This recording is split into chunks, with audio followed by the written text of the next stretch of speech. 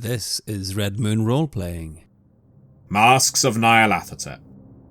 The ship arrives in Perth in good weather. The skies are clear, it's warm, hell, more than warm. It's hot, the air sticky and stifling, and so, while it is a sadness to leave this long-time home behind you, this White Star Line ship, maybe one day you'll return to England upon it.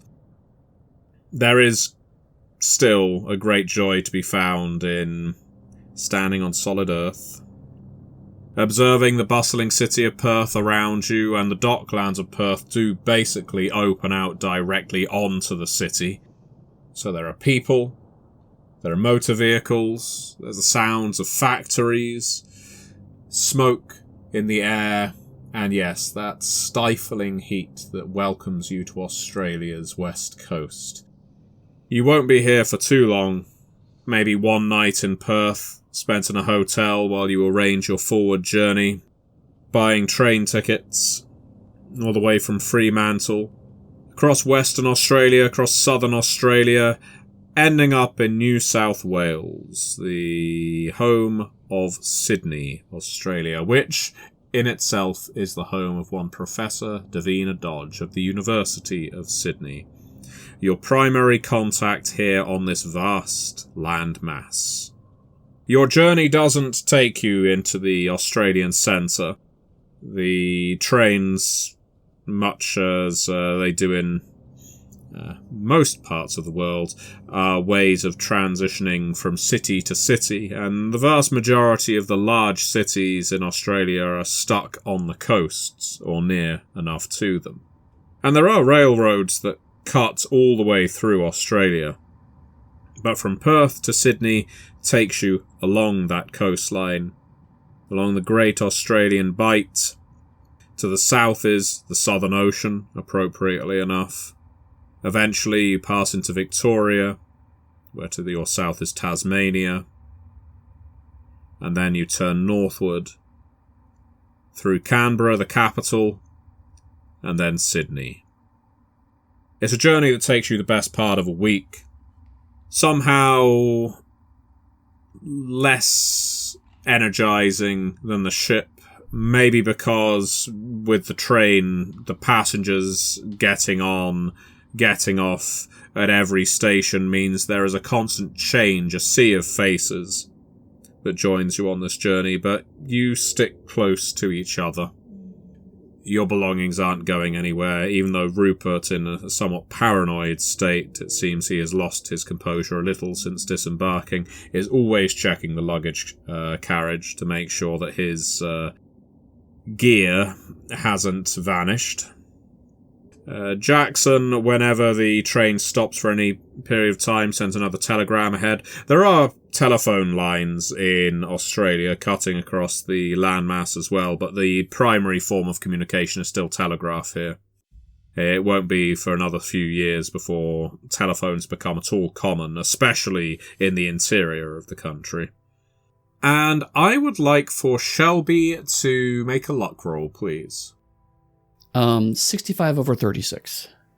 Every time you can pick up a newspaper, you're looking for details of society in London, criminal pages, any talk of what might be going on with the Penhew Foundation, with Zara Shafiq, with all of that.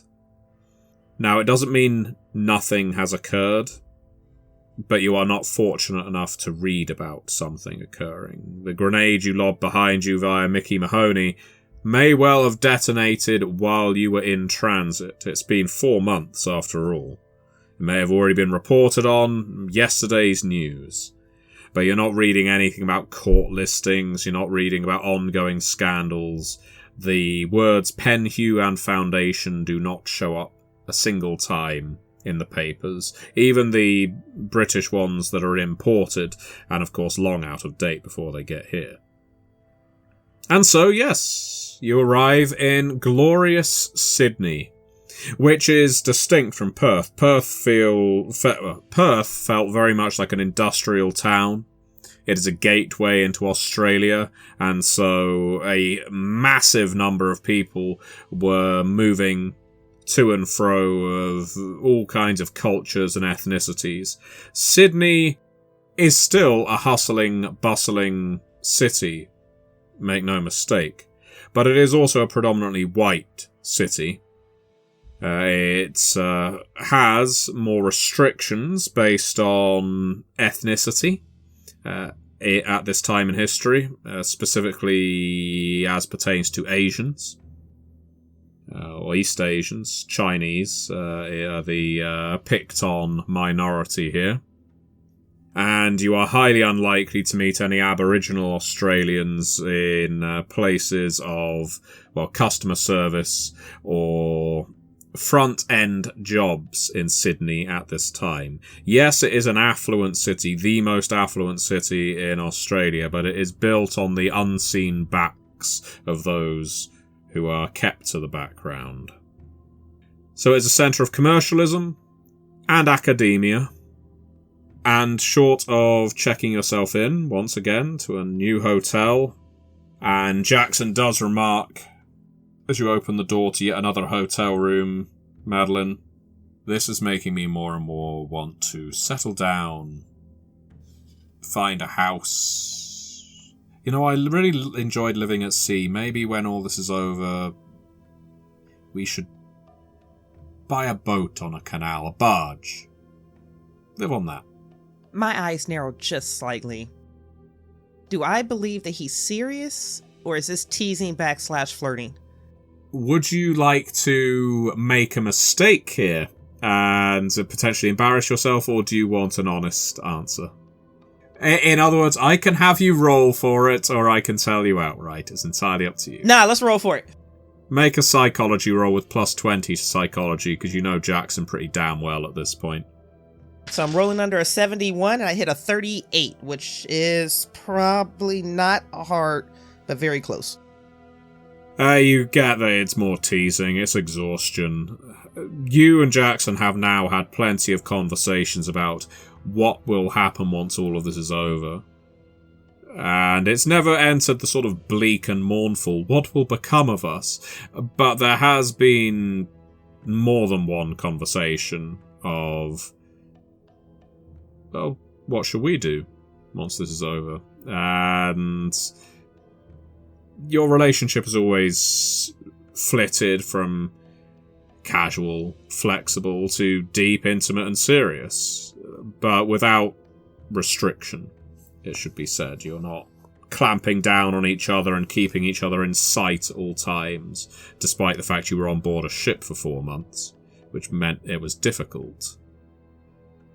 But yes, he is ultimately talking from a place of, God, I'm tired of travelling. Wouldn't it be quaint if we were living on a small boat on a canal together? But you know that isn't your future, neither of you. Eventually you'll want to move again.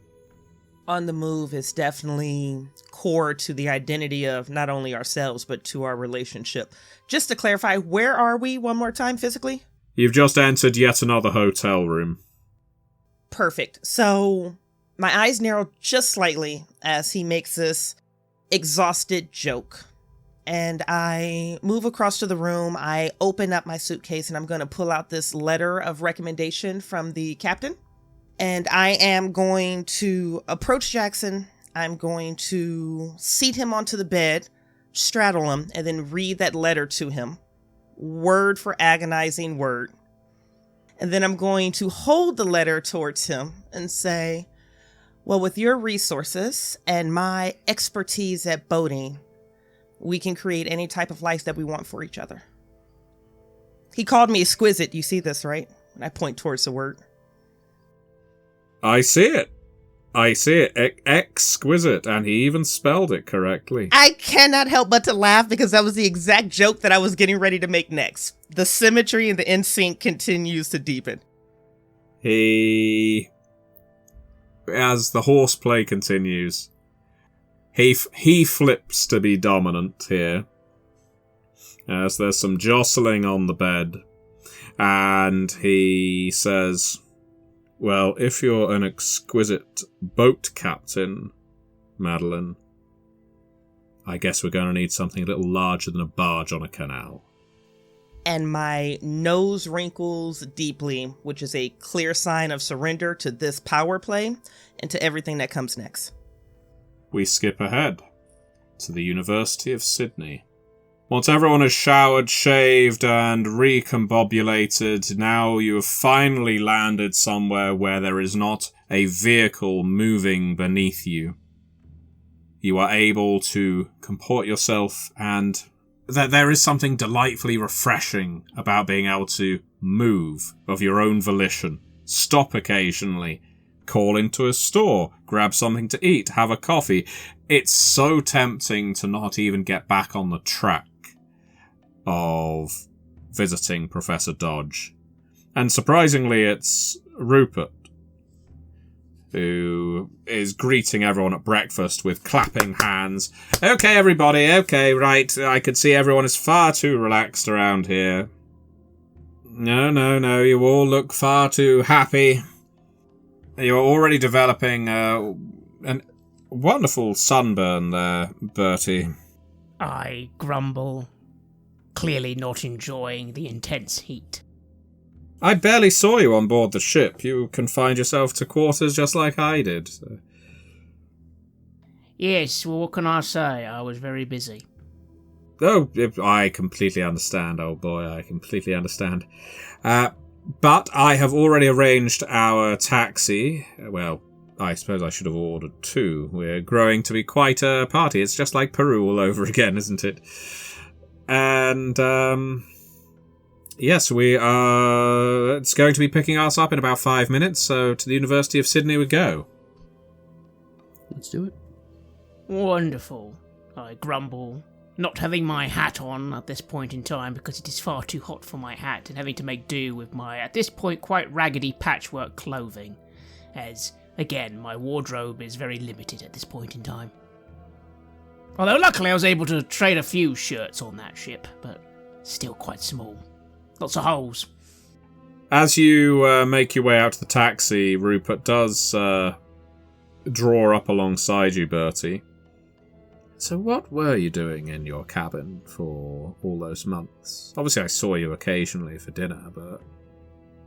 Oh, you know, playing cards, catching up on my reading, discovering ancient mysteries of the unknown. Oh, you collect that periodical as well, do you? I blink and say, no, that was, a joke. Oh, I gathered, so was mine. Oh, I guess our senses of humour are quite different, me being from a certain part of London and you from another. Oh, listen, I've been picking up since we first brushed up against each other that there may be you may perceive some kind of class divide between us. You don't say. And I understand, I completely do. You know, all this journeying around the world with Shelley, well, it's resulted in me coming into contact with all kinds of men from different social strata. But don't worry. And he gives your shoulder a squeeze. Oh, there is a slight tremor in my left fist, withholding the very strong urge to deck him one in the face, putting his hand on my shoulder. But of course, again, I'm being well behaved. Don't worry, Bertie. I just because you come from lower stock doesn't mean you're any less of a man than I am.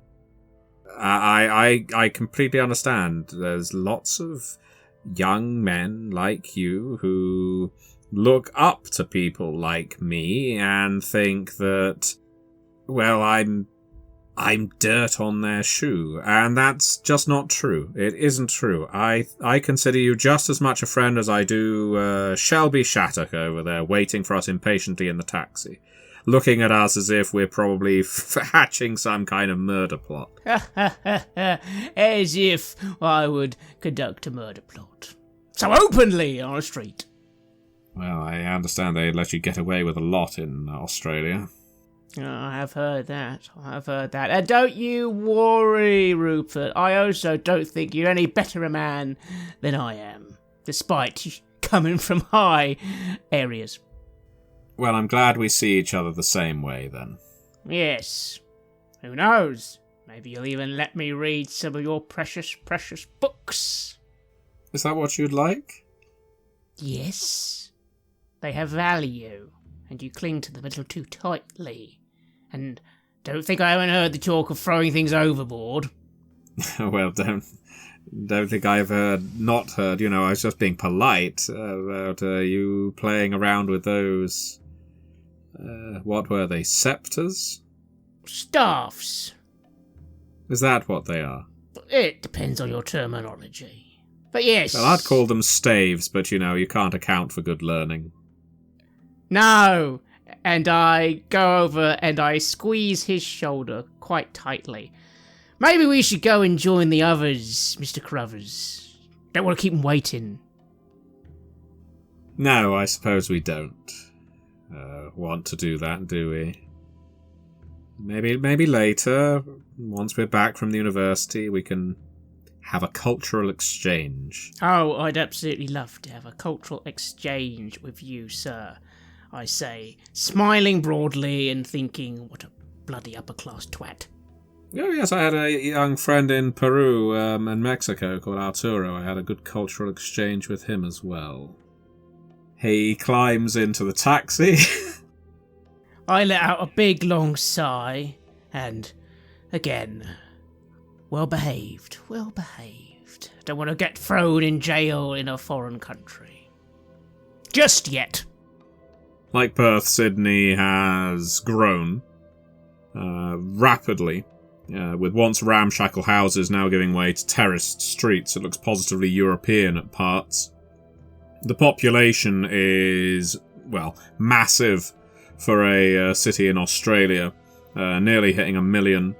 There's extensive building work taking place all across the city as you make your way through it. This is I suppose what you would call a city on the move. And you can see it with your own eyes in the early 1920s, how one of these days this is going to be a jewel of the East, if you like. When you arrive at the university campus and you're directed to the offices of Professor Dodge, nothing is amiss or askew or at all threatening. There's no reason for paranoia. You still, Shelby, have that feeling of buoyancy underneath your feet, like everything is currently forward motion. And she is not in her office, and so you're left in the waiting room outside. You only have to wait 20 minutes, around which time Rupert and Bertie probably start looking at each other again. Maybe not talking. At which point, Davina Dodge emerges into the waiting room, carrying armfuls of files. She sees the group of you waiting at this end of corridor waiting room, starts, drops the files, they slide out of her grip and scatter like water around her feet. Oh, fuck! Sorry, shit! Oh, bloody hell! I start helping her with picking up the files. Oh, thank you. No. We didn't mean to startle you. I'm so sorry. Sorry, it's not every day you see. I mean, I'm sorry. As you pass her the final one, and no,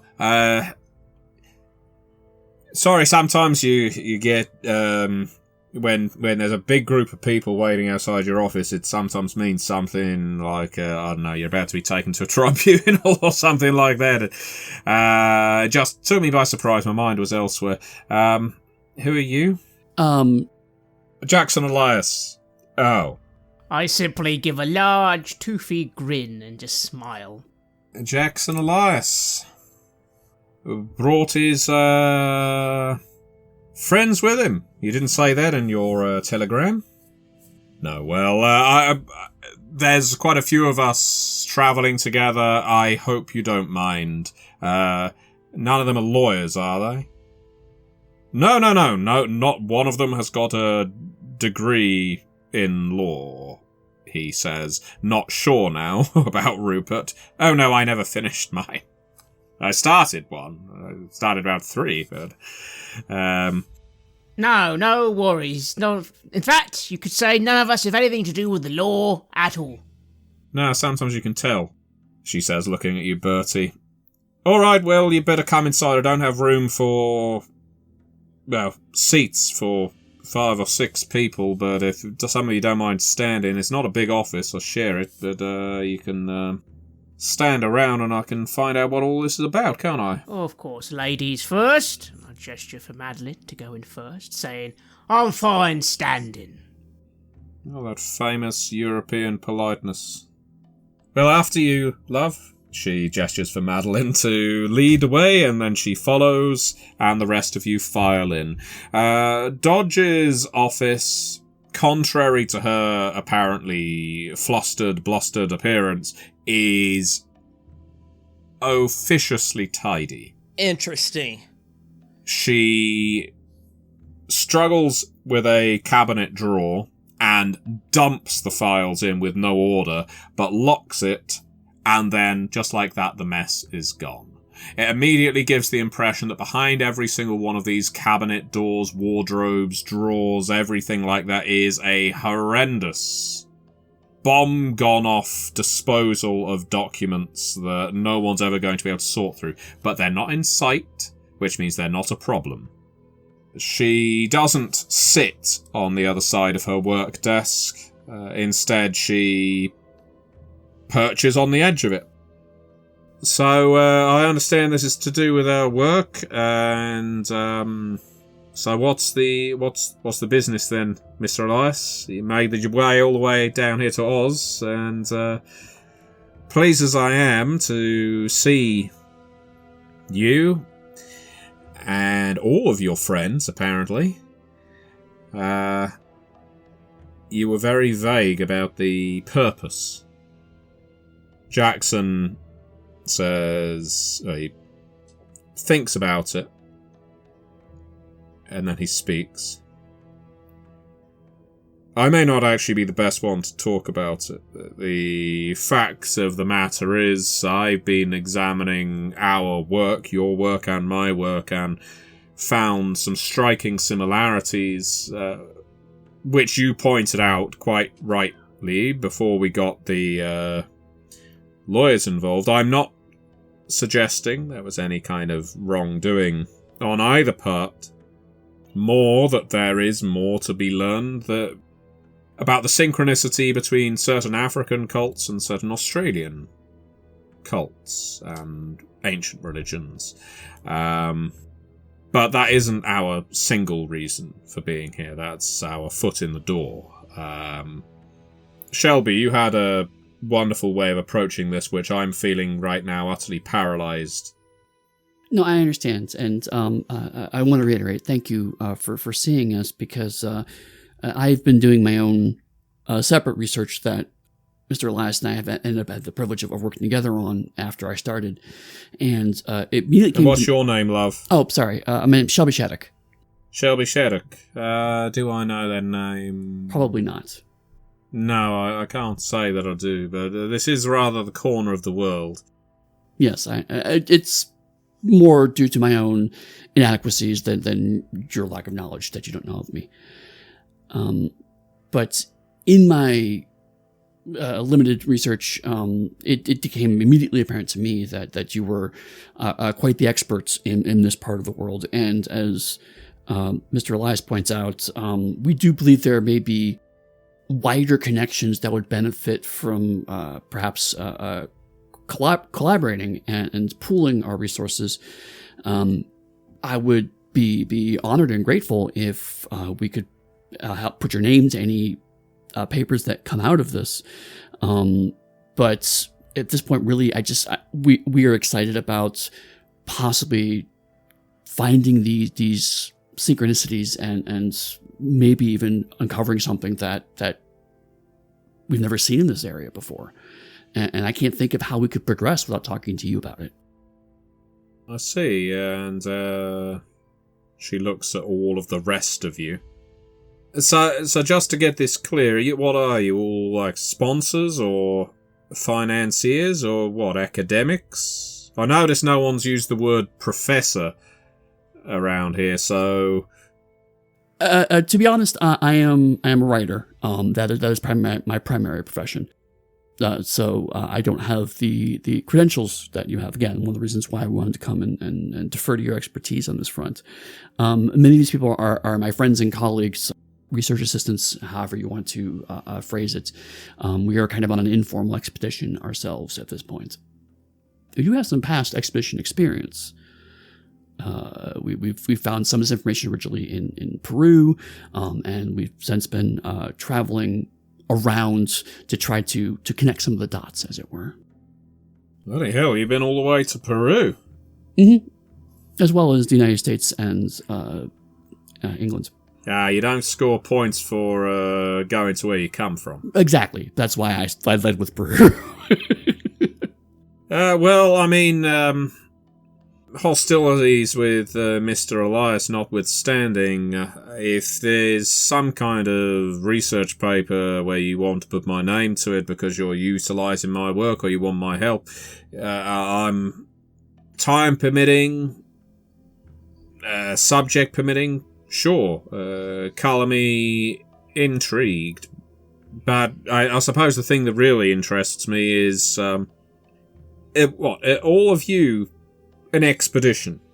Is that what this is? Is you're about to head out on an expedition or something? Well, maybe not immediately. As my colleague said, we're informal expedition. More for the knowledge than the actual going to places. At least at this stage, just fact-finding. For example, as my colleague I'm sure is about to say, one of the first things we're interested in... the route of the Carlisle expedition, for example. Exactly, and we do feel that the Carlisle expedition, as ill-fated and tragic as that was, may have found something that could possibly link some of our disparate knowledge together, but unfortunately, our ability to get information about that expedition and how it traveled around and what it uncovered has been a bit limited. But we've got some pieces, and we're happy to share that information with you as well, but we thought maybe you might know something because I understand that they may have, if not come this way, at least got some information from this area of the world. The minute Birdie introduces Carlisle exposition, I'm just going to hyper focus on Professor Dodge here to see if her eyes go to a certain drawer or what her immediate emotional profile is, if this is curiosity, if this is shock, if this is apprehension. I just want to get a quick read to see if we're talking to another cultist, or if she has some really fun stuff in drawer number 3, or just kind of where she is. So she is in no way guarded about what she does here. She leans back slightly on the desk, puts her hands around one knee and sort of pulls it up, as if rocking back a little. She bites her lower lip. She sort of drifts away on thought, only for a couple of seconds. It is clearly a trigger point for her. Not that it sends her into some kind of convulsion, nothing quite so dramatic, but she is, this is clearly stirring something for her. Well, the Carlisle expedition was, in Kenya, wasn't it? We believe so, yeah. Yeah, well, I suppose this works out for you, Mr. Elias, because of your, cult of Africa. And you're saying that they might have found something that ties it to my work here in Oz? Oh, well, if you've got access to what they worked on, I'd be happy to give it a look over. But I was of the understanding that nothing that they were looking into was ever recovered. Hell, the way the papers reported on it, I suppose it was about, 5 years ago now? They were missing. It was basically a group of rich dentists spending far too much money with not enough sense, going and getting themselves killed out in the bush. Well, it's as my associate was saying, it's only part of the puzzle. There's a few other things that are more directly linked to Australia itself, and as he said, we're just trying to put them all together. Isn't that right, Mr. Shattuck? Oh, give me a for instance there. What's your name? Me? Yeah, you. Oh, right. Albert Hill. Many things. In this case, I think hired because of my appraisal skills, madam. Yeah, she frowns.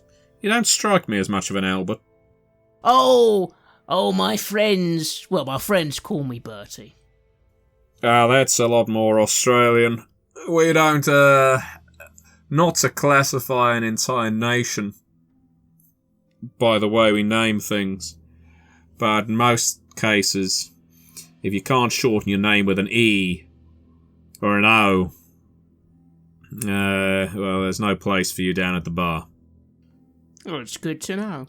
There's an example. Well, I pause, I look to the others and say, well, I also happen to know of another expedition that may have come through here, and maybe they're completely unrelated, but you never know. Often multiple people are looking for the same things, ain't they? Expedition that was headed by, Arthur McWhirr, 1921. Well, you are informed, aren't you? Yeah, Arthur McWhirr's something of an archaeological menace in this country. He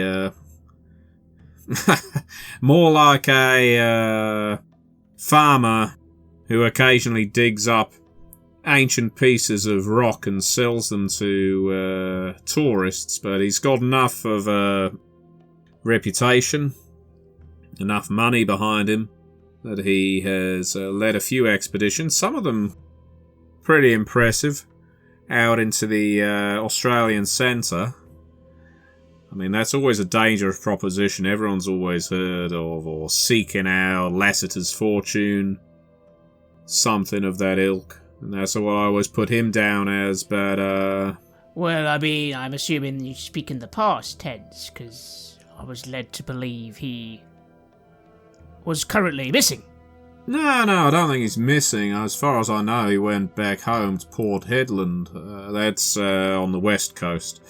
He, as far as I know, he just gave it all up one day. And, well, it's not like he and I were ever close. We occasionally crossed paths, and well, we weren't, best of friends or anything like that. But after he gave up, we just stopped communicating. It probably doesn't seem like it, but archaeology is a pretty fast-paced business. Digging into the past. And if you aren't involved anymore, you just don't stay in the loop. Arthur McWhirr, I last heard from him probably 1922, so about 2.5 years ago now. Well then, Miss Dodge, you see, you've already updated us. We were under the impression Mr. Arthur... Well, there we go, now we know he's available, if needed. Well, I mean, if you've been told he's vanished, that may well just be because, he's not on the expedition scene anymore. He's probably got his reasons. Honestly, like I say, most people who pay a group of well-intentioned but usually quite ineffective expedition members, often they're dropouts from university, or they're soldiers who've got nothing better to do with their time except mourn the time spent fighting Gallipoli or whatever. They lead them out there. Most of them, well, if you head out to the Amazon or the Sahara or the Outback and you're not properly prepared because you're just a bunch of amateurs, it often takes a severe injury or a death to make someone realise, oh, maybe this ain't all fun and games. Half wondering if that's what happened to Arthur. He tried his luck a few times, and maybe the last time just went wrong. Interesting. And I don't suppose, again, just to put a pin in it, did he ever have any interest in the Carlisle expedition? Did you ever talk about it back then? Yeah, for a time he was actually in the company of one of those Carlisle members. Houston, I think his name was. Houston. Yeah, tip of my tongue. Full name. Now it's on the roof of my mouth. Now it's back of the throat. Dr. Robert Ellington Houston. And I give Shelby and Madeline a sort of directed look at that, seeing if they associate that with anything.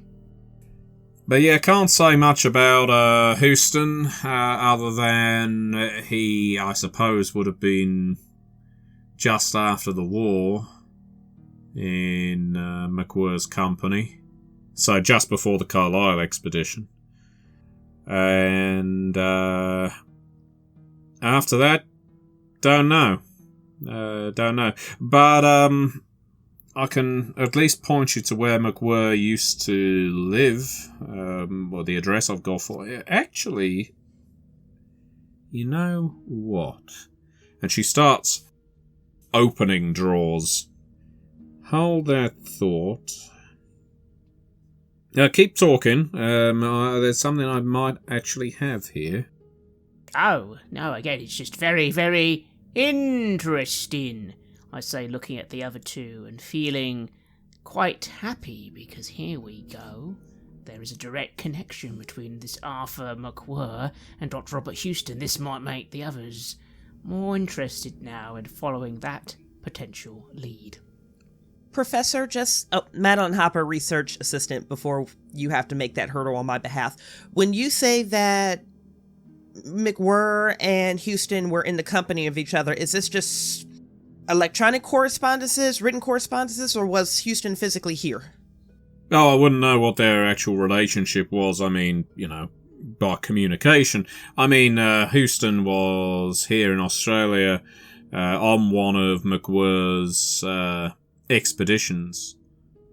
Must have been, I want to say 1918. 1918, they were here together on an expedition, and you say that he disengaged with you in 1922? Last expedition I remember McWhirr being on was in 1921, and last I heard of him, he was in Port Hedland in 1922. Other than that, now Carlisle expedition, when did that take place? That was 1919, I think. And I think they found the bodies a year or two after. I'm pretty sure it was 20. Anyway, this is what I was looking for. She pulls from one of these very cluttered drawers a small brown pocket diary. Is stamped with the year 1921. It's 4 by 6 inches, so it's a tiny little book. Now, this entered my possession last year. I tried to reach out to McWhirr to find out if he wanted it back, and I couldn't get in touch with him. Like I said, I assume he's just left this life behind, so it's just been taking up room in a drawer. Since then, I'm terrible at throwing things out. She wafts it between you before finally settling on Bertie, because Bertie's the person who mentioned McWhirr the first time, but definitely, pointedly does not give it to Jackson.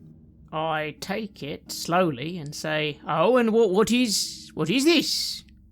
Well, best I can tell, it's McWhirr's diary of his 1921 expedition. Came to me by way of a lovely guy by the name of Robert Mackenzie. Used to be, I guess, one of his guides, diggers, that went along with him. He used to visit Sydney quite often. Again, haven't seen him in some time. So far as I know, he still lives out in Port Hedland as well. Anyway, He came by Sydney in, well, last year, close to Christmas, and I didn't see him.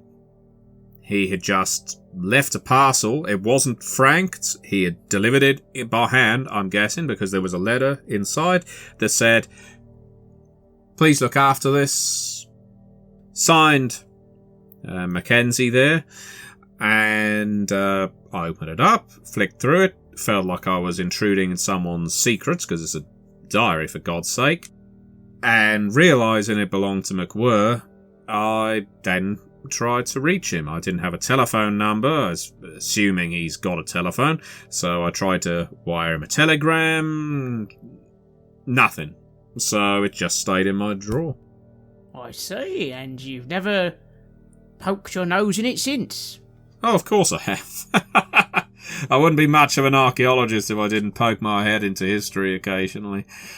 I mean, there's some strange stuff in there. Like I said, this is why I'm wondering if the heat got to him. He was out in the desert for quite some time. I see. So, I mean, this is very... I start flicking the pages myself. But you don't think there's anything that of that particular interest in here? Just personal ramblings, that sort of thing? Well, see for yourself. I probably wouldn't feel comfortable with you taking it away or anything, because, you know, it's not yours. No, we could always... I could make cliff notes, I say, sort of smiling at the others, and then just immediately starting to try and read as much as I can. And so I begin thumbing through the pages, and as I do, I will just casually, of course, allow the others to see what I'm reading as well. March 7th. Jack Kubarak. I think it's Kubaru. See, even I struggle with it. I think it's Kubaragu. Kubaragu. I think it's an Aboriginal name. Oh, I see. Jack Kubarabu says that the Aboriginals are following us. Most unusual, if true. They have every reason to fear guns, and our bushranger predilection for using them. In the past, I've always known them to head the other way as soon as they see white men. March 21st. We're about equal distance from Joanna Spring and Separation Well. East of an awful line of dry lakes, the heat is terrible. Our hopes are low. There's nothing here. Certainly not quartz reefs. Today we sighted several enormous birds flying lazily far above us. How did they get here? And where could they be going? March 22nd. At noon today, we found Jock partially buried in a gully. His body was scoured and covered with hundreds of small punctures, as though someone had sandblasted him. We buried him, of course. I shall miss his counsel. March 23rd. 22 degrees, 3 minutes, 14 seconds south by 125 degrees, 0 minutes, 39 seconds east. Great sandy desert. I've discovered what appears to be the remnants of an ancient city rising from the shifting sands. I believe I have secured several good photographs of this amazing find, though the heat has ruined all but 6 of my photographic plates. By the pitting of the stone, the blocks and pillars appear to be more than 10,000 years old. Incredible! March 24th. 4 camels killed in the attack last night. I saw at least 2 men, and more must have been skulking out there. I'm sure I hit one. That ends this trip. We'll have to head back to the... Can barely make it out. Concudgery? Concudgery, it's an Aboriginal word. She says, with a tired expression. And report this incident. More than 2 men were out there last night. I saw shapes much bigger than men during the attack. My evidence is the body of old Sam, the camel. Punctured and scraped is the best that I can describe. The remains just like poor Jock. Page 44. Same date, it appears.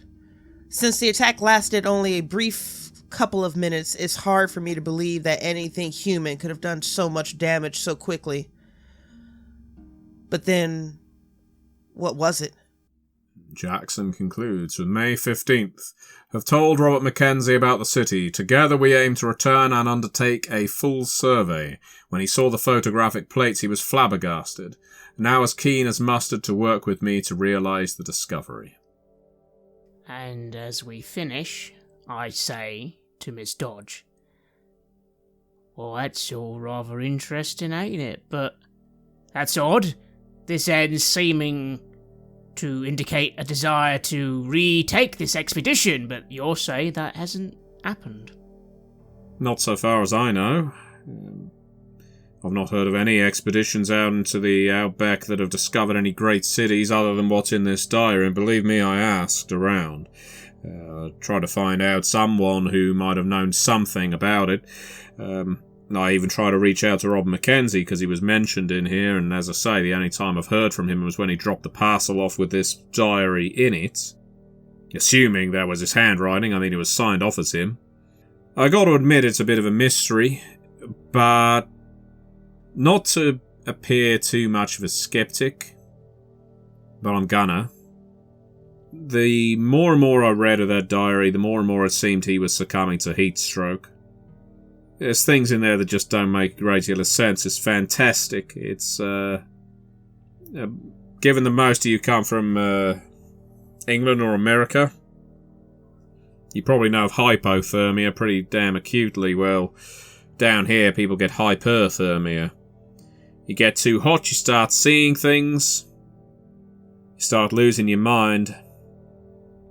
So, moment I see evidence of a great city in the deserts of Australia, I'll take notice. Until then, I don't even consider McWhirr an archaeologist worth a damn. He's a treasure hunter.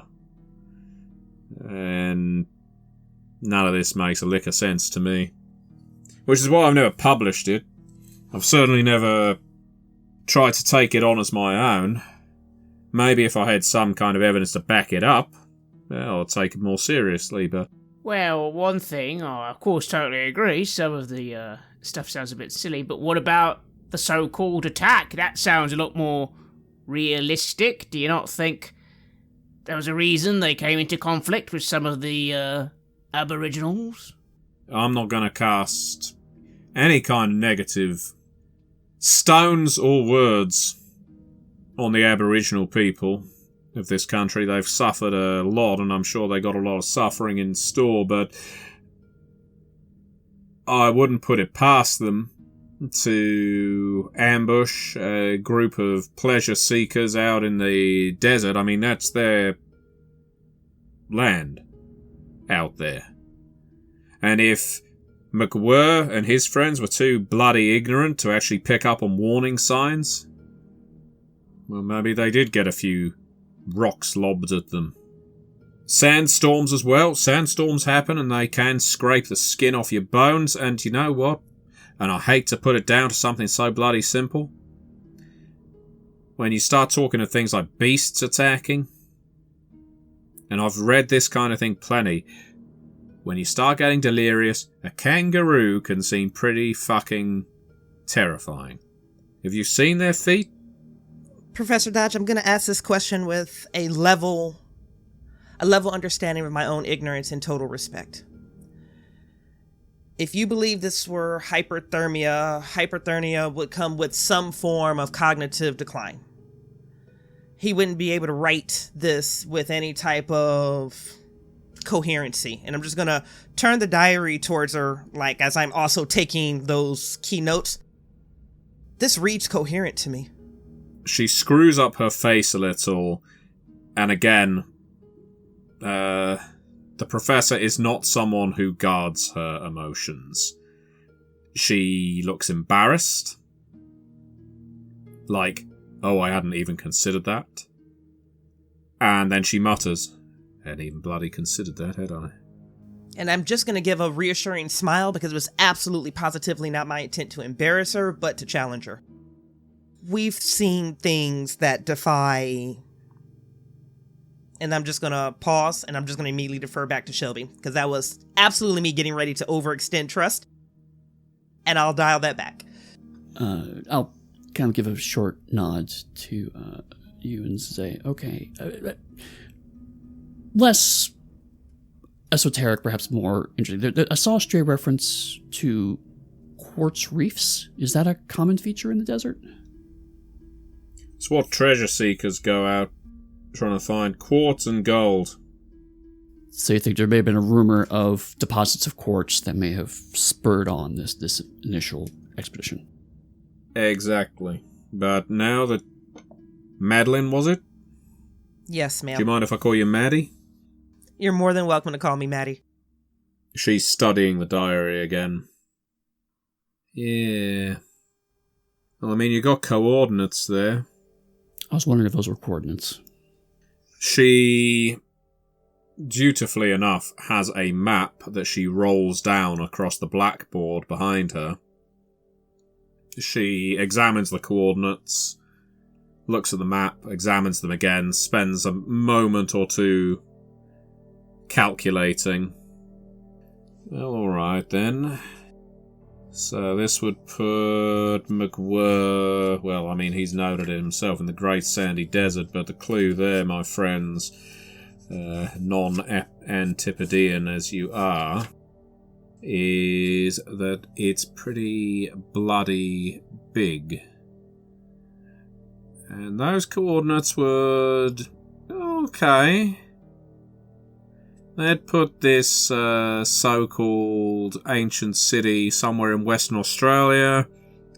Curiously enough, well, I was about to say close to Port Hedland, but close is a relative term in Australia.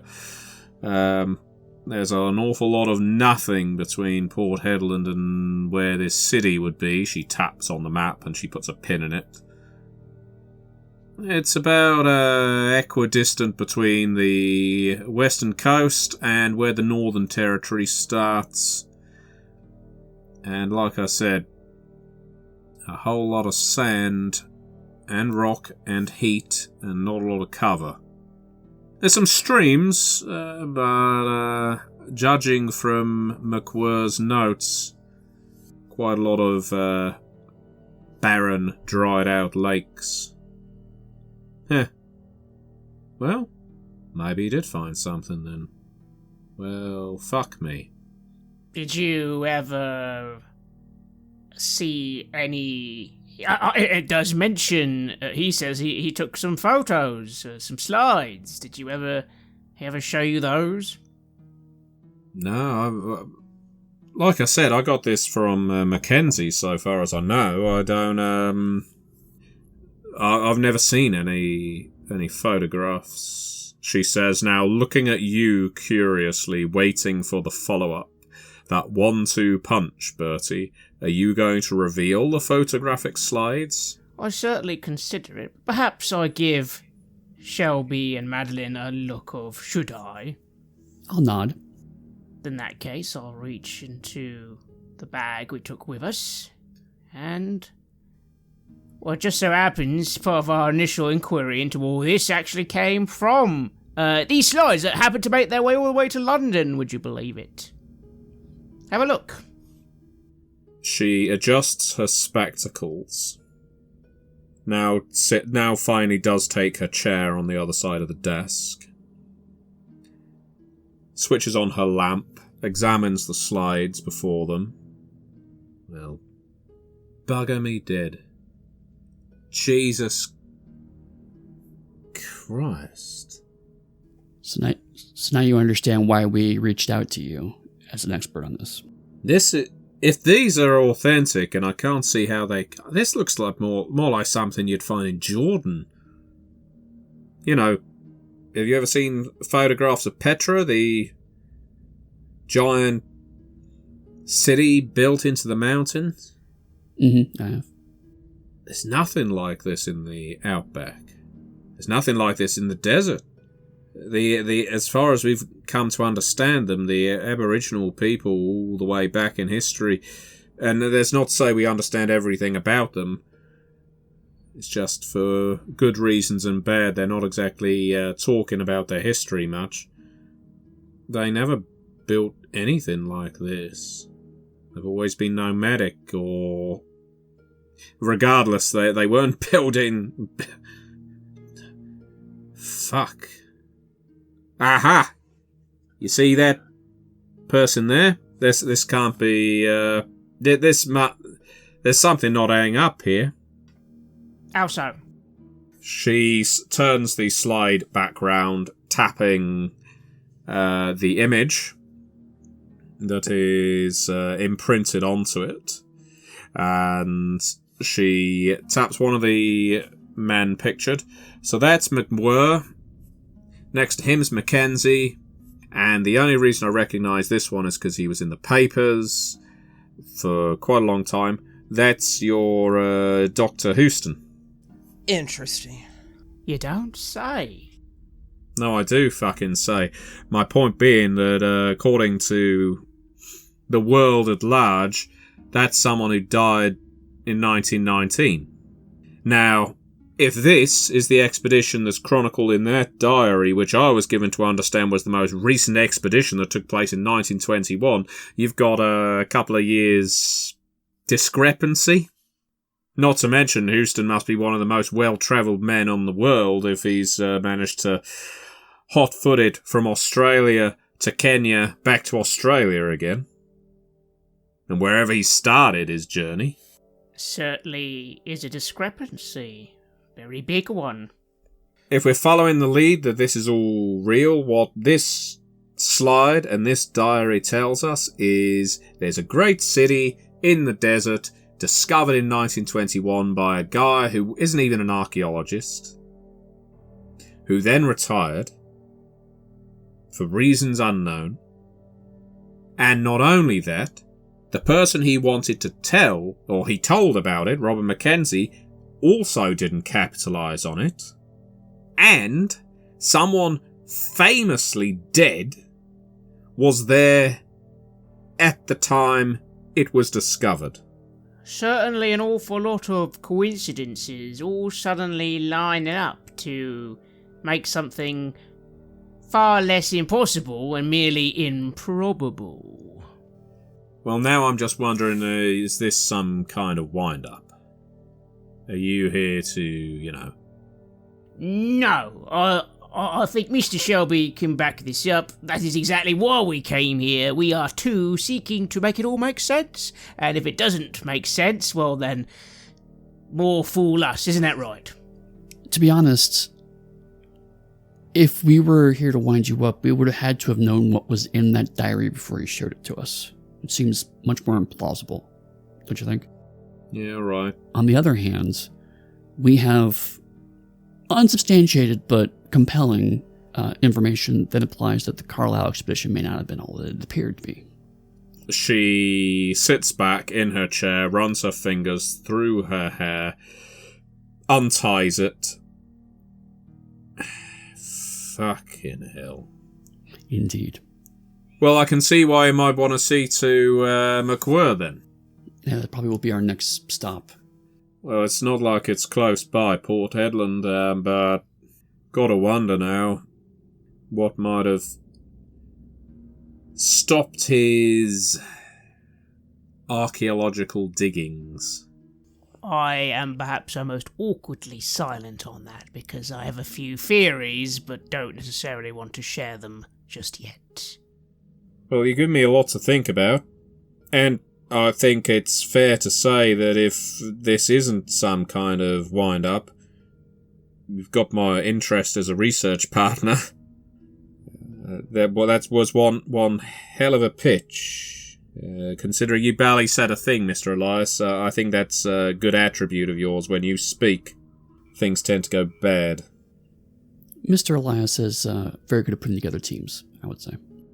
There is one other small thing, which might not be connected, but again, as we said, multiple investigations, particularly in regard to how things may or may not go regarding expeditions and supplies and all that. Transportation. You ever heard of Randolph Imports? Supposed to be based in Darwin? No, I can't say that I have off the top of my head.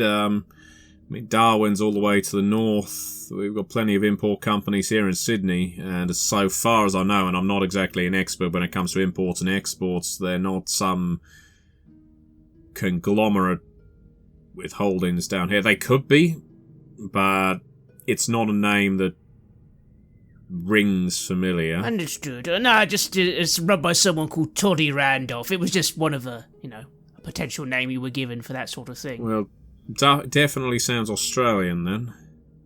If it was Todd Randolph, I might give it a second thought, but Toddy? Okay. Well, oh, sorry, someone called Todd Randolph, or that's not an Australian name, just Todd? No, I'm just fucking with you, mate. It's, people call me Davey. Oh, I see. They'd call you Birdie, like you like. Maddie. I guess Shelby. Yeah. And Jacko. Understood. Again, it was just, you can't have everything, and I think on that, I will then leave that questioning on my end. Yes, this has definitely been extremely informative, and we will definitely keep you informed if you would find that useful. Unless you want to travel with us. I would love to. I've actually got work. It's great to meet people of leisure like yourselves. But, this is quite a tasty piece of bait. Well, perhaps for now, we can settle on, via Telegram, maybe some updates if this continues to be interesting bait, and not, as you said, a waste of time. Yeah, I'll stay here. You update me. I'll check around Sydney and other people in the archaeological profession, see if anyone knows anything about this 1921 expedition and who might have gone on it. See if there's anyone who's heard anything about this city.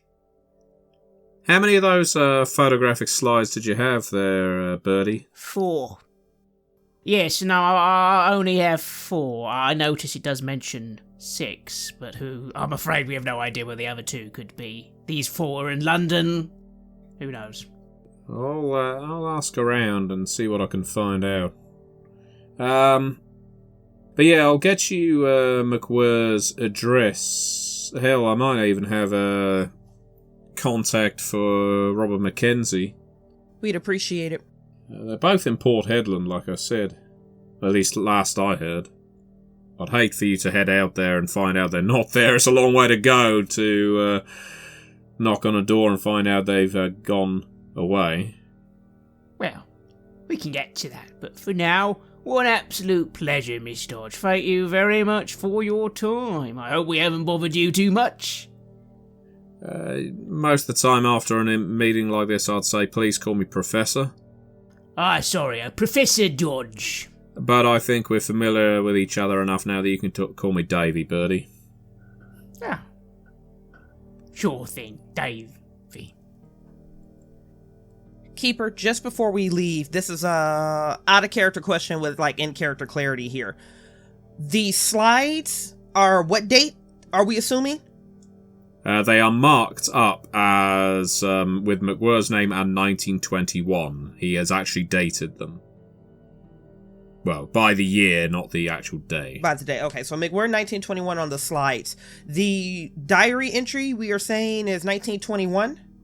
At a guess. The diary entries do not have a year on them, but they certainly, what he is describing in the March 23rd entry is very close to what is depicted on the slides that Bertie has. Okay. And the Carlisle expedition, they headed out, at least from looking at from an old handout, is April 1919. That's right. And disappeared. Their bodies were found somewhere between 1920 and 1921. Last question for you here, Keeper. Based on the time frames, is it plausible that Houston could have caught a boat and made it back here in the time frame? In theory, yes. Okay. He would have had to have been moving fast, but yes. Which, if whatever happened was strong enough for them to fake their deaths, I can understand gas on the pedal on that one. Okay. Yes. What I don't understand is why he would take a photo. That's bothering me. Yes, the way he is depicted in this photograph, he is not posing. He is not looking toward the camera. He is in the background. But yes, that is worth pointing out. Okay, that helps. She shakes each of you by the hand, even Jackson. Well, maybe we can work together in future, Mr. Elias. And he says, I think we're working together right now, Professor Davy. And she gives him a hug and says, all right, Jacko, it is then. But if I find you stealing my work, I will fucking murder you. Oh, I don't doubt it. Nice cravat, by the way. Jackson scowls at that because he doesn't want attention drawn to his neck. Oh, wait. The similarities between the cults that you two were researching completely independently. There's a very good chance. What can you tell us? You know what? I forgot that was why you even came in the first place, if it was the reason you came in the first place. I wrote a long paper, very detailed, very colourful, and very well acclaimed, Jacko. It spread quite far, including outside of Australia, that dealt with Aboriginal, what are often called cults in other parts of the world. For us, it's belief groups, it's sometimes families, it's spirit groups. Regardless, we dealt with some highly specific examples and really dug down into one murderous cult. They worshipped a kind of what I suppose you'd call from an American perspective a bat totem, like a spirit of a bat. I don't know how much any of you know about Australian religion, mythology, but the central deity, if you want to boil it down to something that it isn't in Australia, is a rainbow serpent. Now, Aboriginal people from all over the country revere this icon, this spirit, this giver of life. And one narrow aspect of the group worshipped its antithesis, this bat creature. Depicted in a few scant murals, cave paintings, occasional daubs on trees, sometimes rudimentary tattoos. And it is the embodiment of a malevolent god. I mean, there are all kinds of religions around the world, you understand, but almost every single religion, even the ones that might seem destructive, whether you're looking at Kali, or, I don't know, Tezcatlipoca, or, hell, Set, if you're an Egyptian, we, outsiders, look at them and we think, why would anybody pray to a god like that? This god wants to destroy you, wants to lay waste to you, but what you do is you propitiate gods, spirits, elementals like that, so that they don't strike you, and so that they strike your enemies instead. So that if it's a god of storms, the storms will abate, and your rival tribe will have their crops laid to waste, that kind of thing.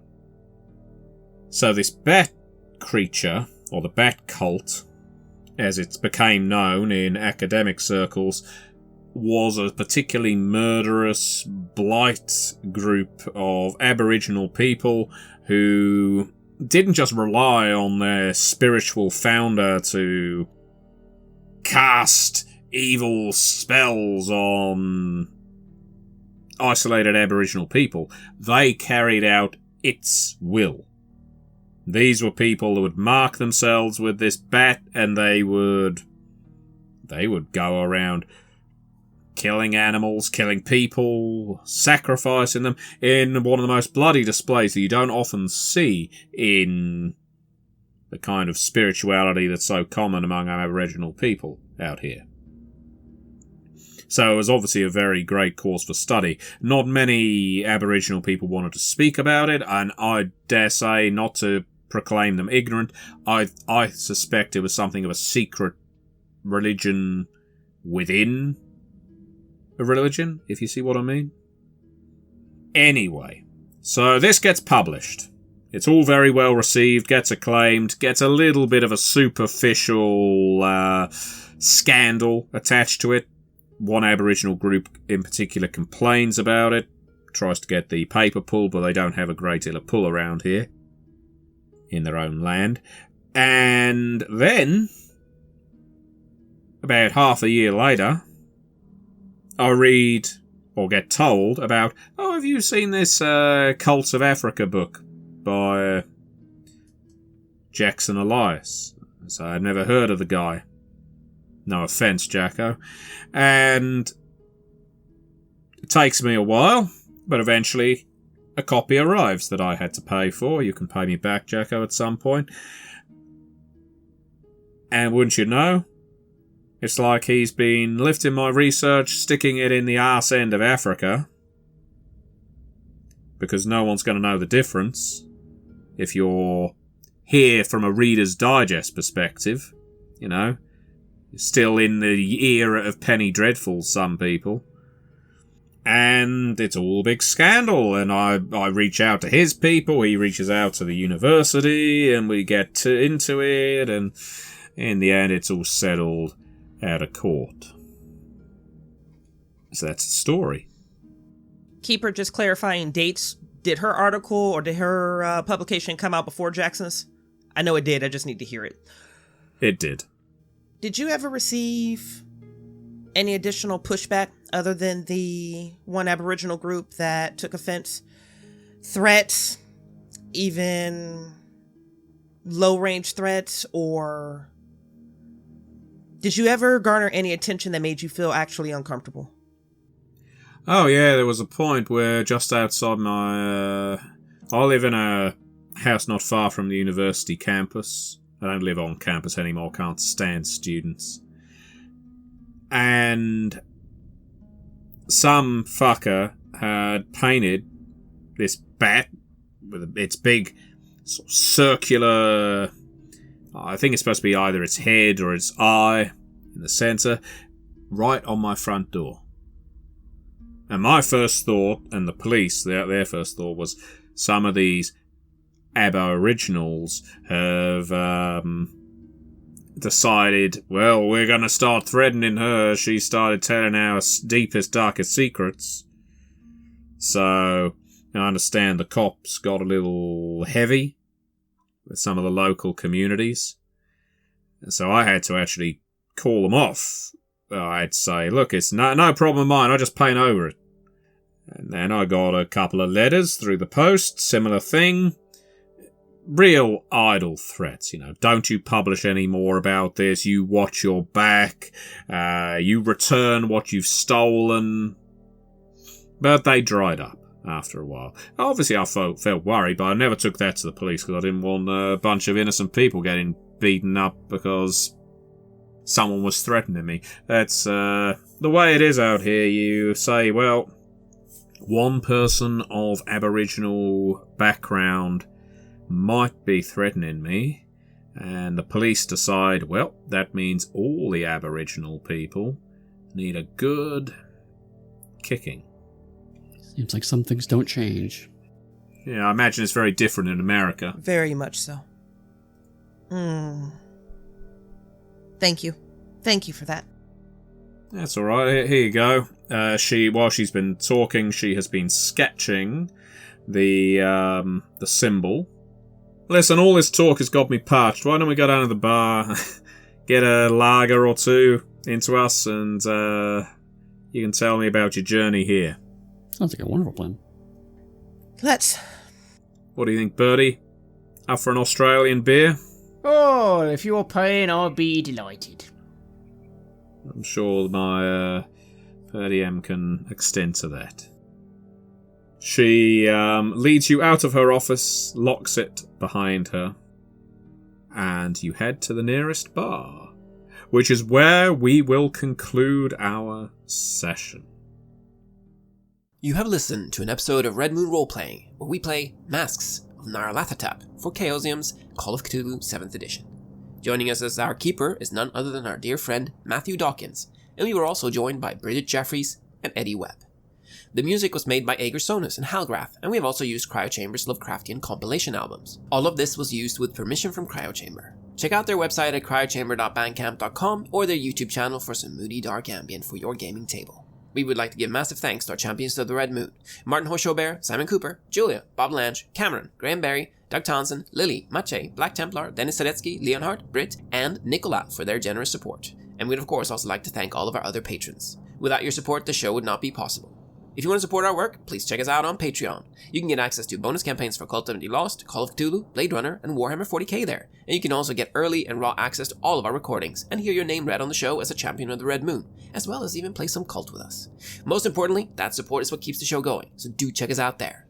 Thank you again for listening, and remember, I am the last. I will tell the audient void.